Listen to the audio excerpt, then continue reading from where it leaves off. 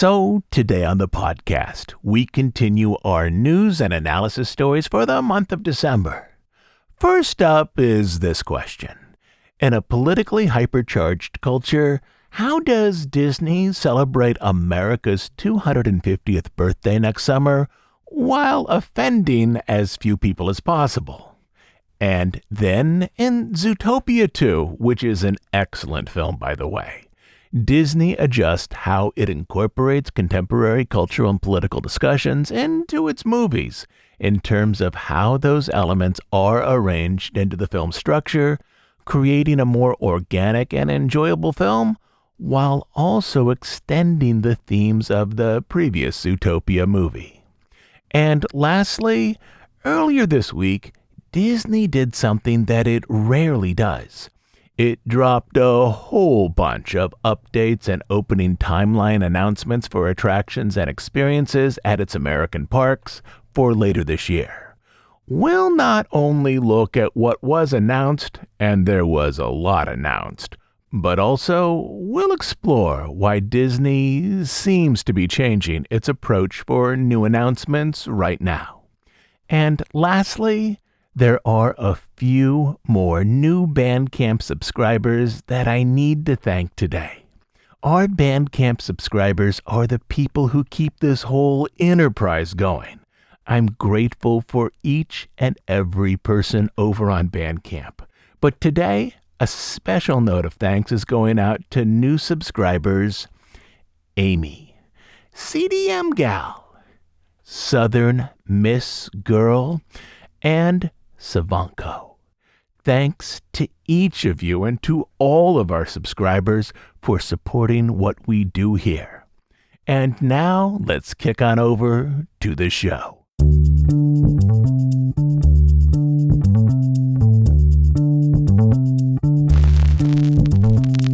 So next year, America will celebrate its 250th birthday, the semi-quincentennial, which literally means half of 500. Probably not the most elegant word in the world, but still a pretty big deal. When I was a young kid, I loved the bicentennial. That was the 200th anniversary of America. The Freedom Train came to our town, which was a big deal. It featured a traveling exhibit of National Museum pieces, such as George Washington's copy of the Constitution, Martin Luther King's pulpit and robes, a rock from the Apollo missions to the moon, and so on. But also this traveling exhibit existed in an environment that was far less tribal and polarizing than the world that we, at least in America, now all live in today. In the mid-1970s, Disneyland and Disney World celebrated the bicentennial with America on Parade, and around the big day in July itself, concerts and special fireworks.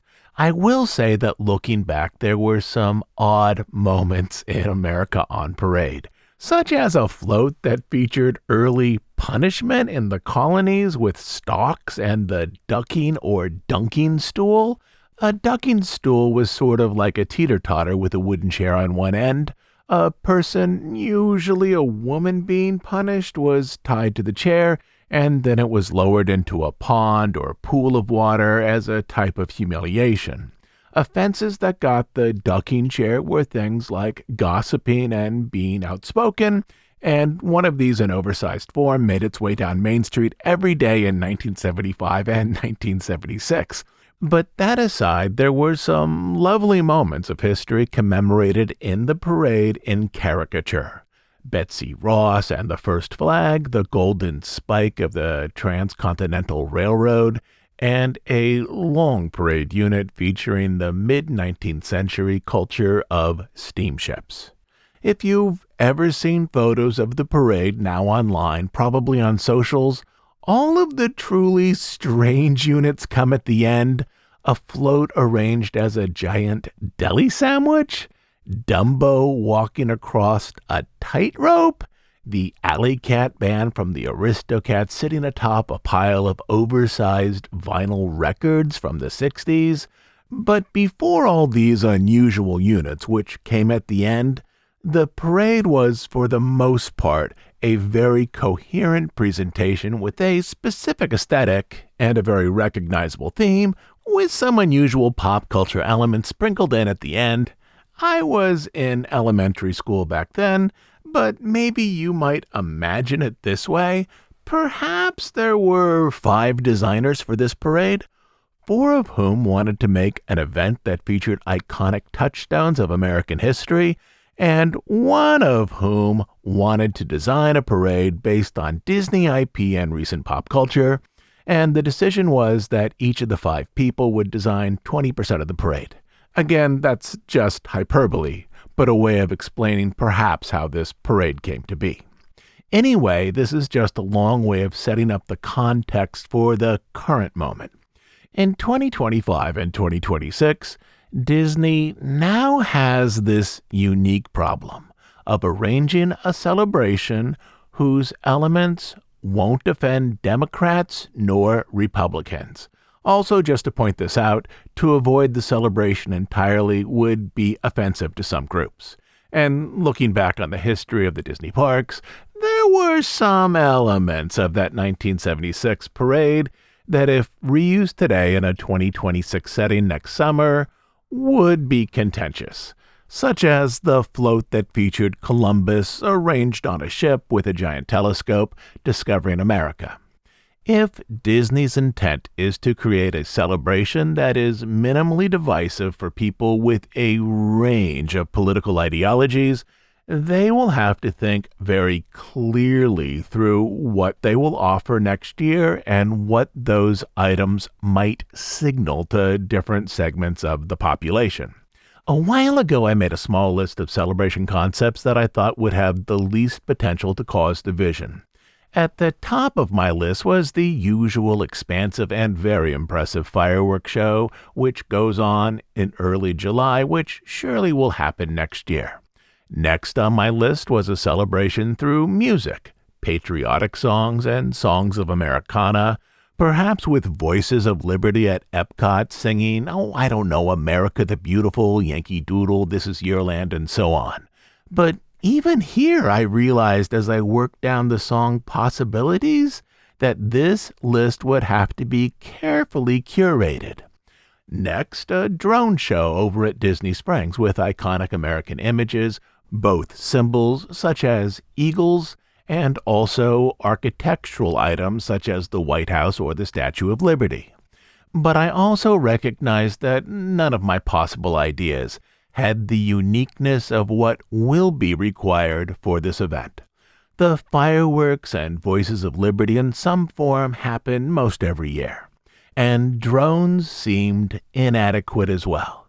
But then Disney this past month began to announce their plans, which I think are really brilliant in that they both honor the country and also are carefully arranged to focus on elements that will create unity and also, hopefully, to avoid moments of division.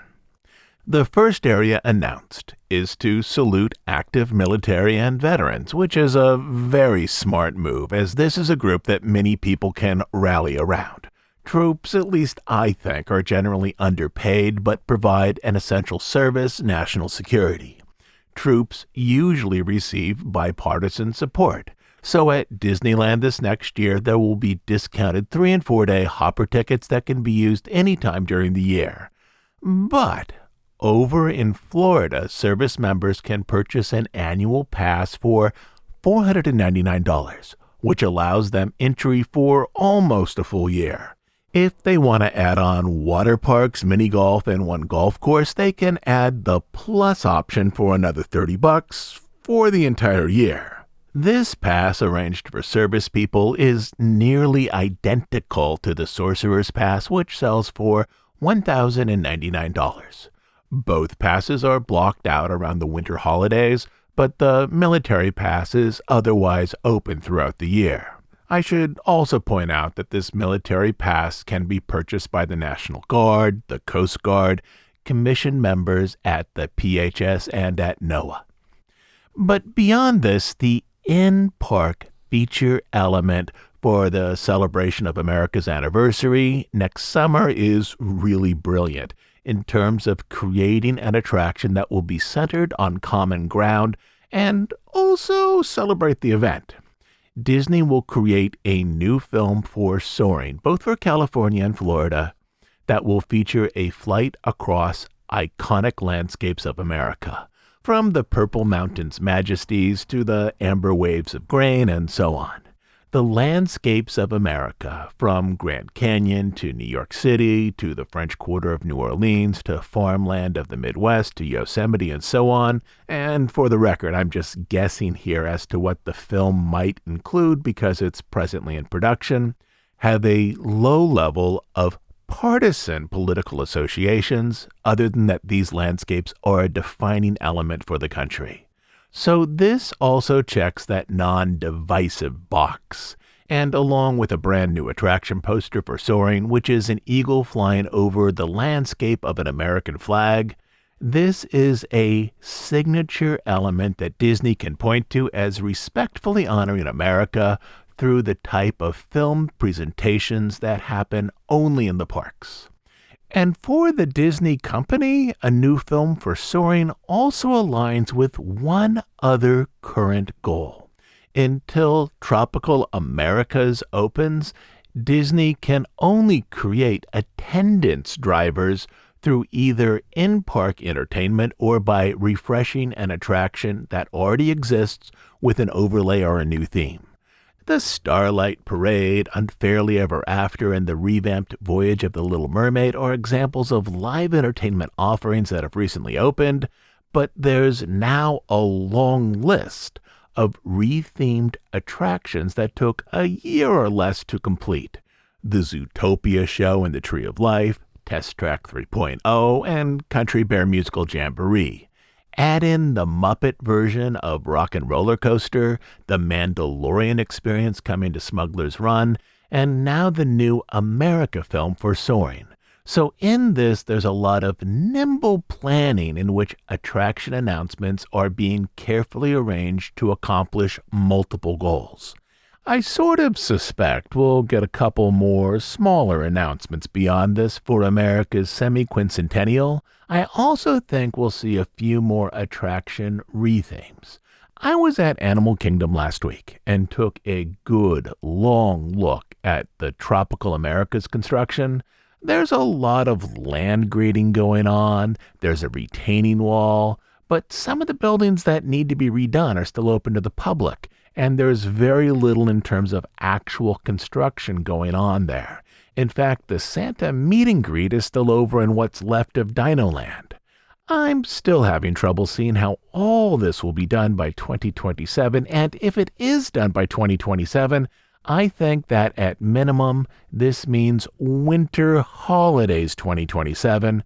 So with that, I'm guessing there are a few more rethemes to go for the summer of 2027 as well. So in terms of possible rethemes for the summer of 2027, what other attractions have both low attendance rates and also can be redone or expanded within a year? The attraction that immediately comes to mind and needs the most work is Journey into Imagination, but the work there, if done right, simply couldn't be finished within a year. So here's my list of things that maybe are under consideration. Mission Space. It has relatively low attendance and is relatively easy to update.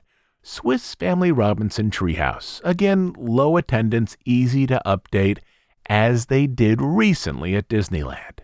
Tiki Room. Just go back one episode where we talked about a permit that was recently filed, though that permit almost surely was for structural, not attraction work, but maybe it's setting up something later. Also on my list would be Tomorrowland Speedway. It feels dated. It's one of the least themed areas at the Magic Kingdom. I also have the feeling that it's going to be trimmed back anyways once the Cars Road Rally opens in Frontierland. I really do expect a smaller footprint for Tomorrowland Speedway at some point in the not-too-distant future. But there are some ways to theme it with some set work that could be done in under a year and also increase attendance. Let's say a road journey through the world inhabited by Wreck-It Ralph with a Sugar Rush course, or a journey through the world of The Incredibles, or perhaps a journey through the world of Big Hero 6 with a drive through San Francisco, or even the incorporation of the Wall-E characters with more of a sci-fi setting around the cars. Any of these would increase guest interest in the attraction and also be yet another way to use a relatively low construction retheme to offer a sense of newness inside the resort, not for the summer of 2026, but for the summer of 2027, during which I think Tropical Americas will likely still be being constructed behind those tall barrier walls.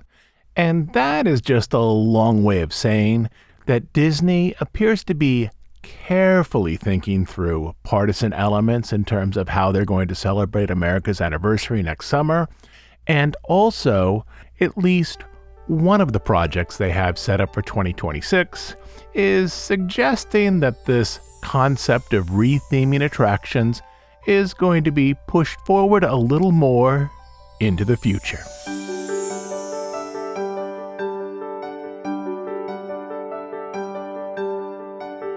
Our next section is focused on Zootopia and Zootopia 2.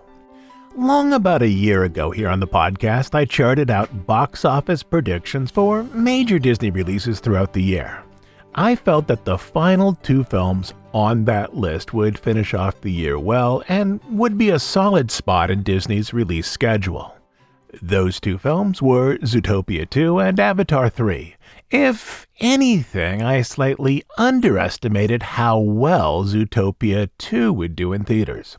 In its first 5 days, essentially that long Thanksgiving weekend from Wednesday through Sunday, it pulled in over $500 million, with 72% of it coming from international markets.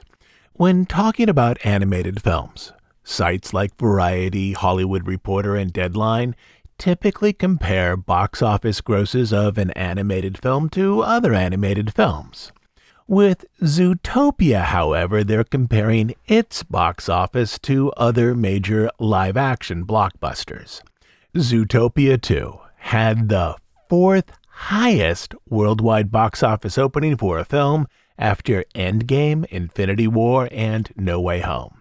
And of course, with that, it had the largest worldwide box office opening for any animated film ever.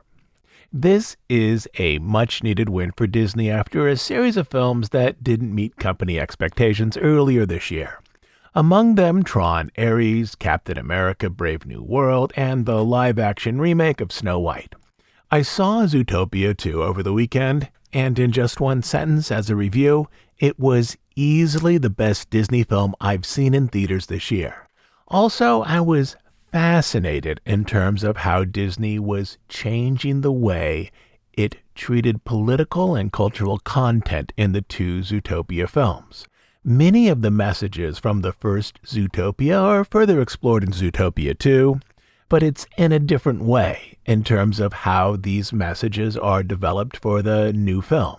And assuming these were conscious choices, I think some of this is pretty brilliant.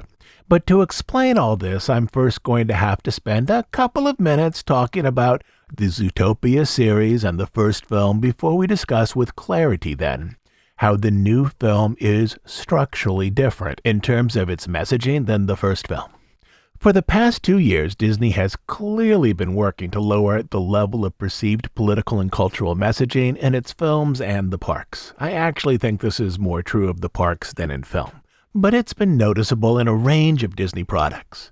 But without any equal, the Zootopia films are consciously political and cultural narratives under the Disney umbrella. And I suspect if you live in America, it's pretty easy to see the Zootopia films as an animated allegory for 21st century American life. But in looking over the films, I'm pretty sure that Disney is casting a far wider net than just critiquing America. It seems pretty clear that beyond America, Disney is also looking to political and cultural messages that connect with other large film markets. Specifically, I'm thinking of China. The main plot movement of the first Zootopia film focuses on Judy Hopps, a rabbit who relocated from an agricultural upbringing to the big city. This right here is one of the largest cultural stories in China over the last 50 years. The move from rural to urban economies, a shift that only increased over the last 25 years. In the year 2000, about 64% of China's population lived in a rural location. But by 2023, this was nearly cut in half to about 34%, with two-thirds of the overall population now living in urban environments like Beijing and Shanghai. The story of Judy Hopps almost surely is designed to focus in on this story, the very large rural to urban migration story in China.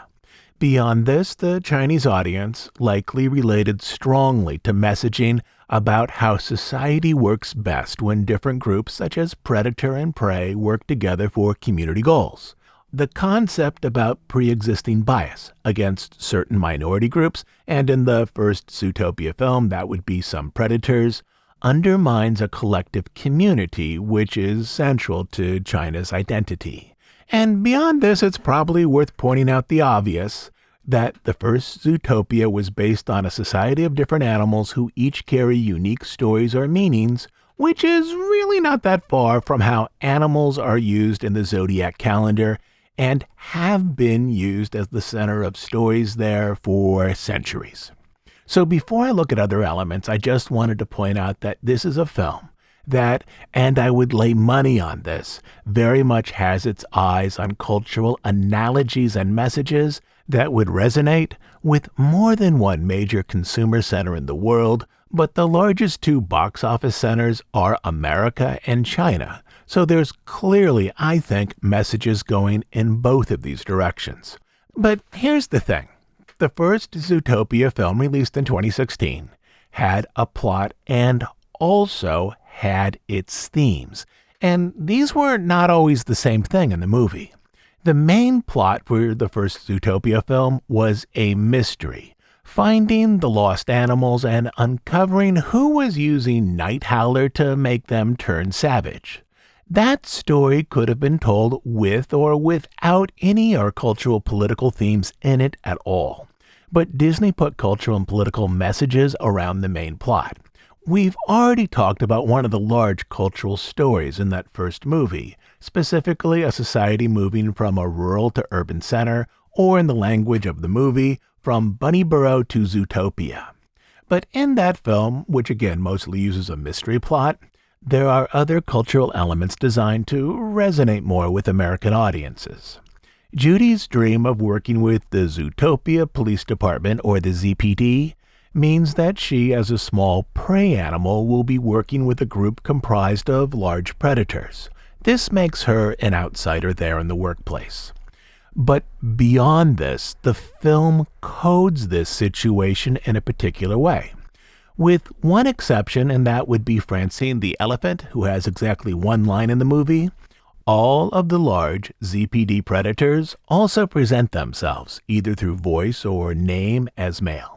And so this becomes a coded story of American feminism. Particularly, this is the type of American feminist story where the protagonist is able to improve her own situation through hard work, but also is not able to transform the overall society to create more equal opportunities between men and women. That is, in Zootopia, the first movie, the system in regards to gender mostly remains the same at the end of the film, even if Judy has been able to find a better place for herself within it. Along with this coded feminist subplot, the film also wants to discuss how systemic racism, or in this case, speciesism, is passed from generation to generation. We see this in Judy Hopps' family. Her parents instill in her a prejudice against foxes, a message that she absorbs and arranges into her adult personality, even when she believes on some level that she's open to the equality and importance of all animals. And this type of speciesism becomes something that she struggles with as she gets to know Nick Wilde, a funny, crafty, and very loyal fox. But here's the thing. All of these messages are outside of the main plot. They're tangential to the central story. Again, the mystery story of essentially who did this and why could move forward without these themes. And for the record, I personally am a fan when a studio makes an animated film that kids enjoy and then also tries to arrange dramatic elements that then create a much richer and more compelling subtext that invites thought and reflection from older members of the audience. But in that first movie, all of these themes take time to establish and develop. In kids' movies, which have a faster pacing rhythm than adult films, there needs to be a new minor story beat about every 3 minutes. Some small change in the plot, a new piece of information that affects the mystery, or maybe a new goal to get something. And about every 10 or so minutes, there needs to be a new major story beat or change, typically in location, with a new goal associated to that district or biome. In the first Zootopia film, the first story sequence is focused on Judy growing up and then leaving Bunnyborough, her hometown. The next sequence is focused on her first day at the ZPD and being a meter maid and so on. About 10 minutes here, give or take, for each sequence or each major story beat, maybe a bit more for a longer sequence at the close. But that's the pace you need to have to keep the attention of kids presently. So the themes in that first Zootopia movie needed to be developed around minor story beats about every 3 minutes, and the major story beats or sequence changes about every 10-ish minutes. Or to put it simply, there's only a limited amount of time that story artists can use on developing material that doesn't advance the main story, because the pacing will sag if the story beats are too slow. By choosing to spend some of that precious time between story beats on theme, which usually is pretty serious material, that means that they cannot spend that same time developing other things, such as a higher number of gags, or a greater comedic presentation, or a stronger inclusion of music. And absolutely, there are some funny moments in the first Zootopia. Clawhauser and Flash the Sloth are primarily there as comedic characters. But the script needed to give up some time that could have been potentially used for comedic or music or pop culture references to develop the theme, because the next story beat needed to come along in X minutes, give or take, to keep the story moving, no matter what was in between those story beats. And here's the genius thing about what Zootopia 2 does. The cultural theme becomes the plot, meaning that more of this space between story beats can be used for comic asides, for music, and for pop culture references. I don't want to give away too much about the new film, so let me talk about some of it in general terms. The plot of the movie centers on this.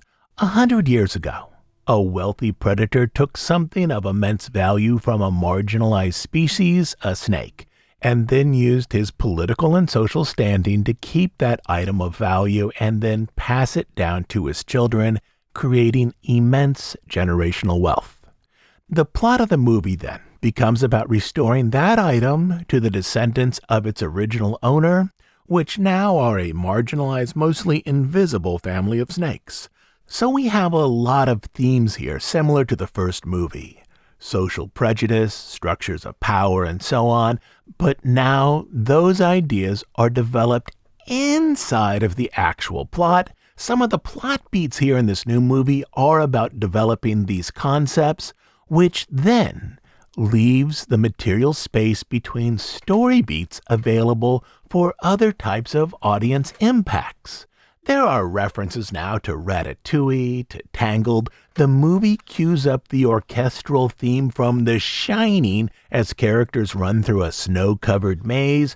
There's a weatherman named Bob Tiger, a reference to an old TV weather desk job that the current Disney CEO Bob Iger held in the early 1970s in Ithaca, New York, and so on. So there's a lot of pluses to this approach. The first movie repeatedly asked us to look away from the main plot of the film between story beats to explore political and cultural themes. This drew attention to them, and there were multiple themes it wanted to develop outside of the plot. In Zootopia 2, the theme or cultural discussion seems far more organic and less noticeable because the cultural material is essential to understanding the central plot. Also, the development of a cultural theme was limited to fewer ideas, and ideas that were deeply related to the main story. And then this strategy also leaves open more space in the film for humor. So Zootopia 2 is a funnier film than the first one. It also feels less serious, though the themes remain there, but they now seem more natural as they're central to understanding the main plot. Most everything in the new Zootopia film works better than in the first picture, except for one element: the music. There's no counterpart to Try Everything in this picture. Even though there is a new Shakira song in Zootopia 2 called Zoo, it's a more layered song, and I think it's far less catchy than Try Everything. But that's a small trade-off here, as the rest of the film works really well. And maybe also signals a shift in how future Disney films center cultural messaging into the plots, and thereby almost counterintuitively make them less noticeable as part of the viewing experience. I've been interested in seeing how some of the challenges of recent years, such as after the battle between Bob Chapek and Ron DeSantis, would change Disney output. And in this, I think we're seeing one of those outcomes. But also, it's a plan that preserves some of the original messaging by incorporating that messaging into the plot, which makes both for a complex film and a more enjoyable film watching experience because the connecting tissue now can be more focused on humor and other things.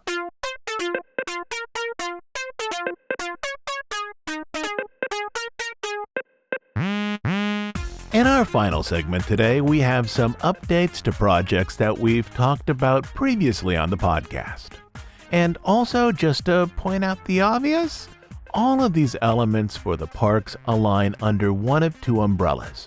The first being an addition, enhancement, or retheme of an existing attraction, and the second being a production mostly arranged through live entertainment. First up on this list is Frozen Ever After at Epcot.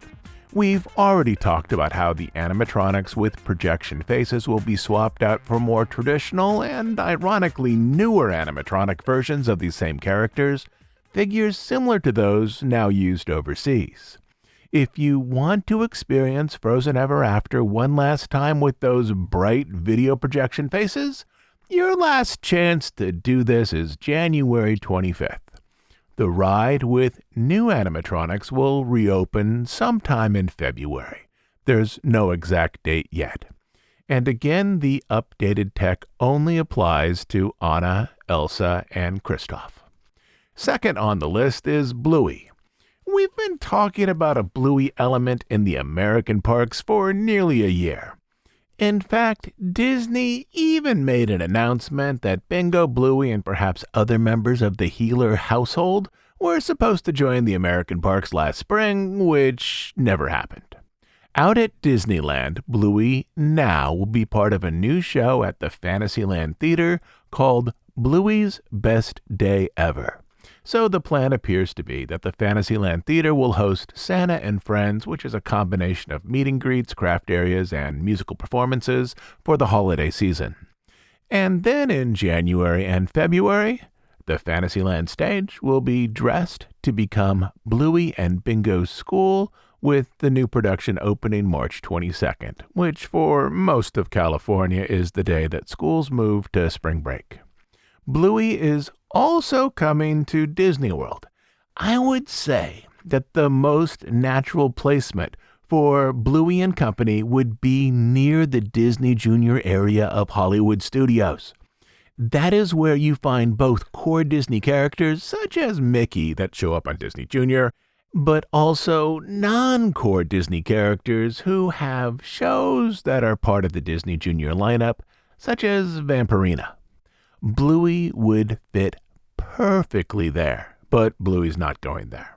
Instead, Bluey and Bingo seem to be the next possible answer to the age-old question, how does Disney finally get guests to board the Wildlife Express train and travel out to Conservation Station? Disney has been trying to figure this question out for a long time. The new answer now is to put Bluey and members of the Healer family out there, to have meet and greets, and to have some vaguely described. Oh, here I'll just read what's in the press release. It says, some of your favorite games from Bluey episodes out there as well. And I'll just put this out there. One of the first things I thought of when I read this announcement had to do with stroller parking. Unless rules are changing for that train, no strollers are allowed on the Wildlife Express.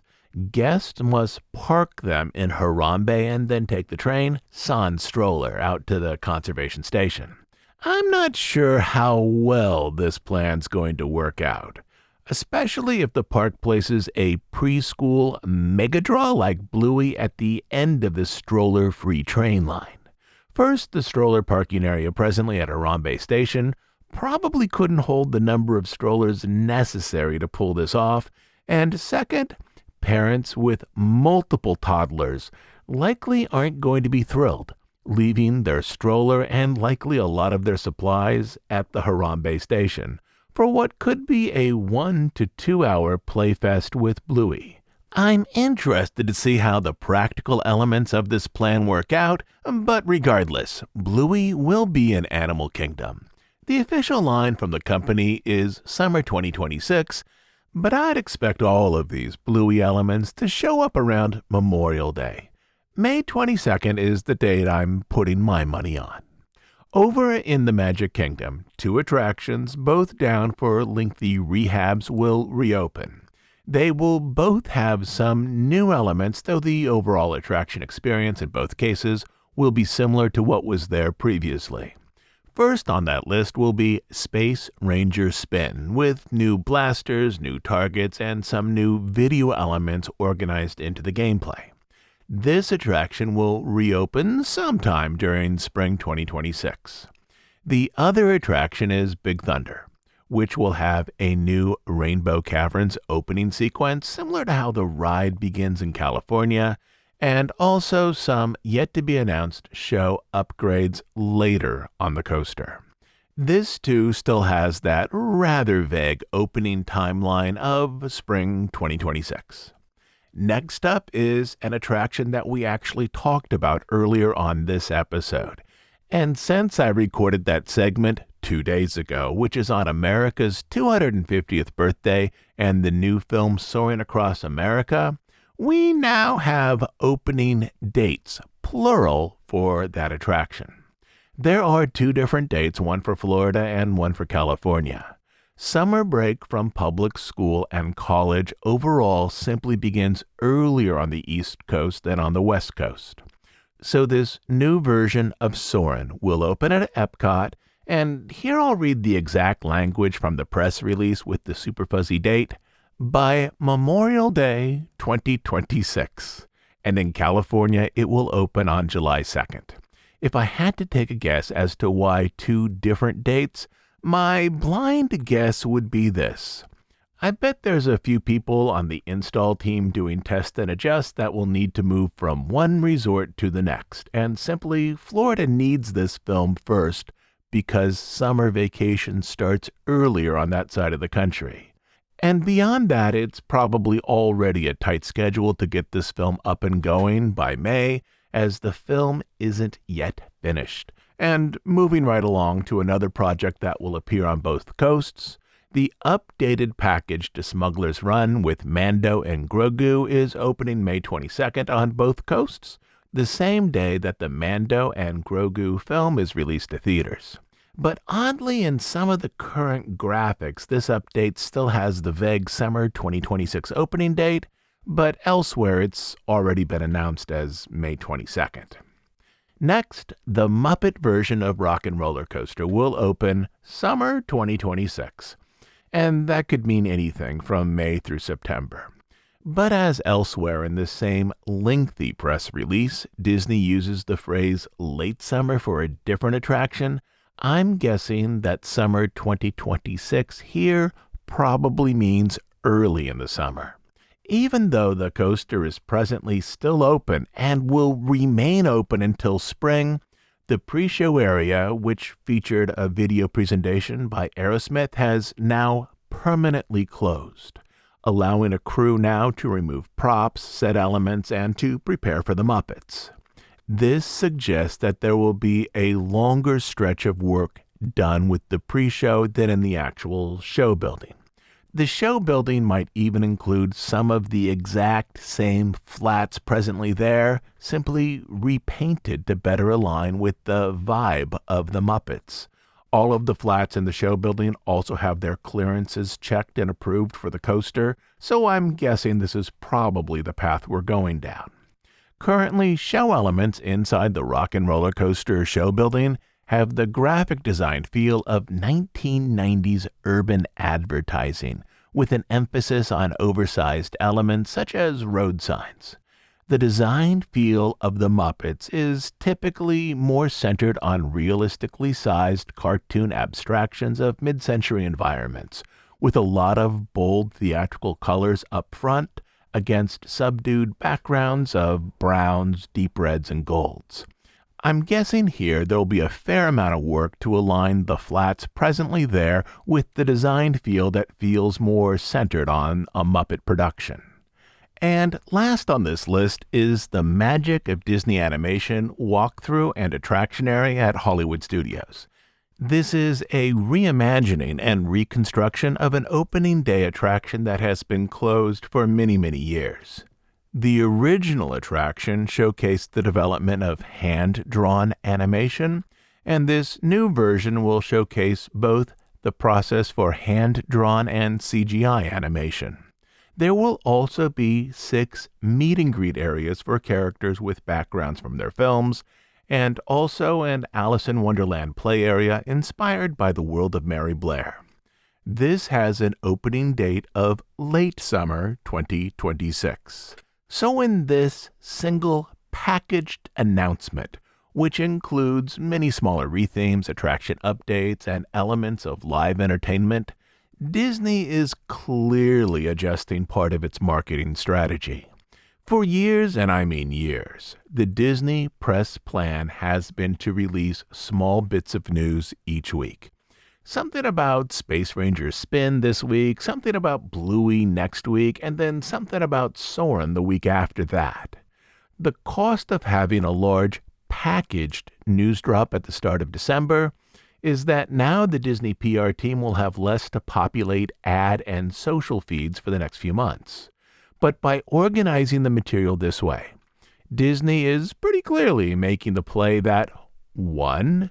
The cumulative sum of these attraction elements in the minds of at least some potential guests might somehow equal the force of an announcement for one large e-ticket ride in terms of driving attendance to the resort.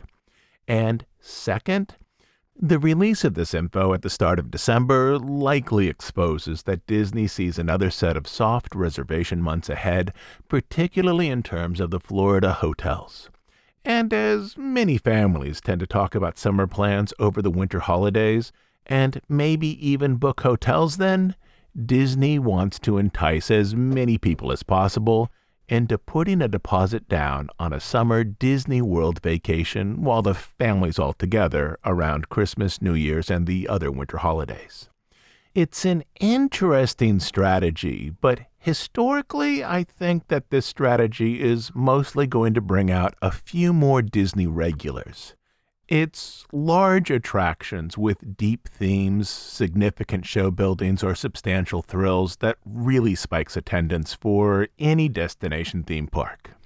Personally, I'm looking forward to Soarin', Muppets on the Rock and Roller Coaster, and those new figures in Frozen Ever After. The projection face figures are so difficult to photograph.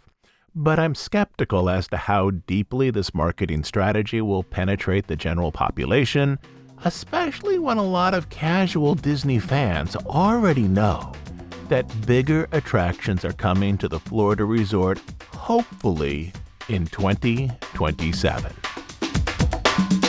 I'll be back next Sunday with a new episode. But before I go today, let me highlight a few more in-person and televised events for the book Making Mary Poppins later this week. On Sunday, December 7th, I'll be at Books and Books in Coral Gables, Florida at 7 p.m. On December 9th or 10th, I'll be on Daytime Tampa on News Channel 8, WFLA. I'm actually not sure which day it will air, but it's being taped on the 9th. On December 11th or 12th, I'll be on Chicago's very own on WGN-TV. Same thing in terms of air date, as this is being taped on December 11th. And then on December 13th, I'll be at the Disneyana Club meeting in Orlando, Florida, which meets at the Military History Museum on Route 192. This is the only event this week with an admission charge, which is $5 and simply covers the club's rental of this space for its meetings. I'll leave links in the show notes for the in-person events, and then next Sunday I'll have a couple more events to announce in the Southern California area before Christmas. And one last thing. As you likely know, we're an ad-free, listener-supported podcast. We are funded entirely by listener donations over on Bandcamp.